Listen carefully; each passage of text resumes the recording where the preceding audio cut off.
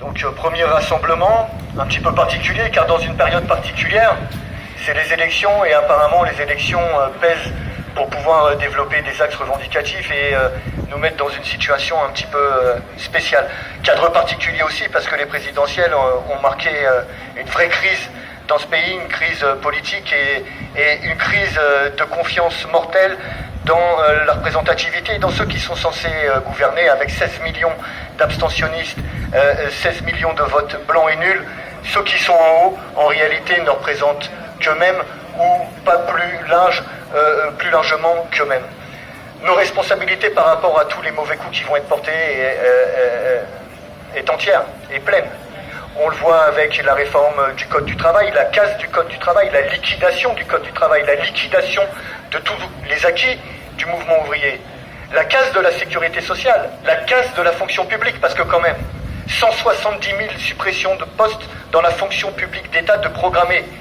Camarades, chers collègues, on sait très bien ce que ça veut dire. Ce que ça veut dire, c'est que ça va continuer. Ça continue encore et encore. Ça veut dire pour nous des conditions de travail terribles. Ça veut dire la précarité. Ça veut dire la privatisation des missions, de manière totale ou partielle.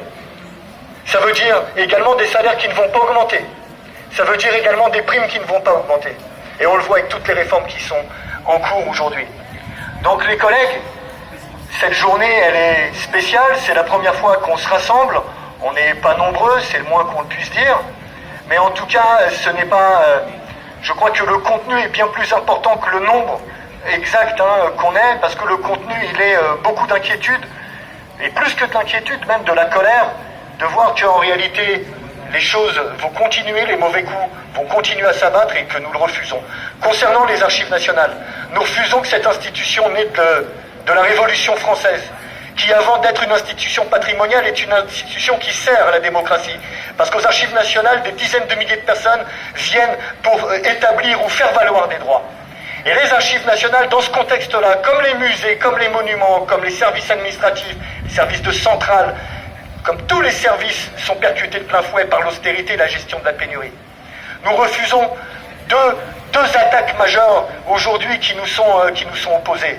Un, pour des questions immobilières, la fermeture et la liquidation du centre des archives nationales de Fontainebleau, qui est une aberration. De deux, le refus catégorique, total et notre hostilité pleine et entière au projet Camus d'amputation et de dépeçage des locaux des archives nationales du site de Paris. De la même manière, nous refusons que les 250 millions d'euros qui nous ont été promis depuis 30 ans et qui sont concrétisés par la construction du nouveau site de Pierrefitte soient en réalité solution qui devait durer et nous permettre de fonctionner pendant 30 ans, soit un projet avorté. Et quand je dis un projet avorté, ce n'est pas une vue de l'esprit.